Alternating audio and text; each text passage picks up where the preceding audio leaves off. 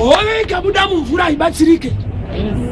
Kana ukanzi wakangwara uzotsvaka kuisunga mabhandeji, wanawo unayo panze, uchidhila nayo so, uchaona kuti nyange waibatsira, ukaikanda inoflota. Zvese zvanetsa hove, dhila nayo iri mumvura. Zvese zvanetsa munhu anonamata, ngazviitike ari muna Mwari. Amen. Tine vanhu vari kuda mabenefits emumvura asingagare mumvura.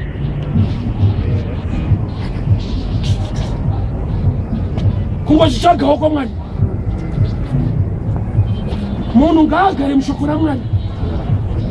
Zvese zvinouya zvichiitika, zvikaitika uri imomo, God will make a way in that place. Saka Johani paanochema ari kupalace kwaHeroti, Jesu chinoita kuti asaende. Johani waanoziva akamuona kuJorodhani. Aitofunga kuti pamwe ndeumo. Mwari vane maprinciples avo. Zvakafanana kuchikoro zvataisa, taimakana kudai kuti ukangokotama chete taiti fongo.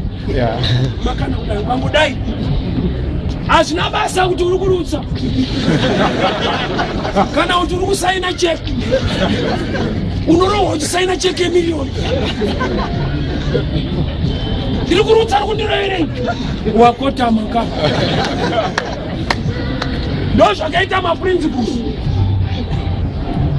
Ukangokotama mazviri. Saka Johani ari kunzi uri izwi rinochema riri kurenje kugadzira nzira yaShe. Rikachema riri muwrong place hariwane help. Tine vanhu vari kuchema kuna Mwari vakamira mukuba futi. Akatopfeka suti yekuba kuti dai mandiwanira nyasha changamira. Nyasha ndawana basa. Kwamuri hakuito. Pamusangano panoridzwawo gari yekubazo. Yangu waita deliverance bila yabo.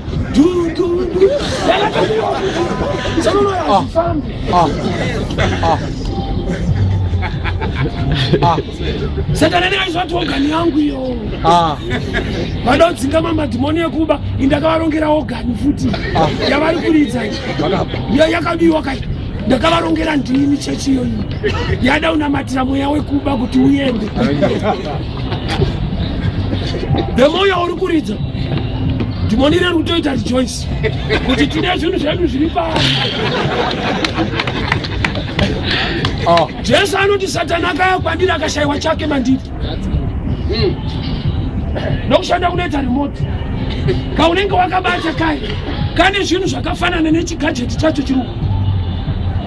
Zvinenge zviri musensa, ndo zviruku. Saka zvichipindirana. Ukangoibvisa paredhiyo, ukaenda nayo pane imwe gadget, haifunctioni mushi. Why? Yeredhiyo ndeyeredhiyo, yeTV ndeyeTV. Kureva kuti zviri muredhiyo ndo zvakasotwa zvikafanana neremote yeredhiyo. Saka itonzi ndeyeredhiyo. Hakuna remote inongonzi remote, inotonzi ndeyechakati.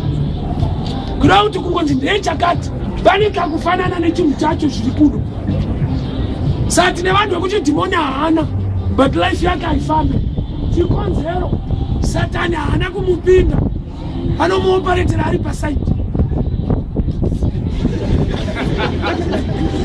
Why? Satani akadongorera akaona mauri mune kufunga kuti tingabudirire reshe, tingaitei. Haana nidi yekuupa dhimoni, anongomira neremote pasaiti. But ungabudirire iwewe.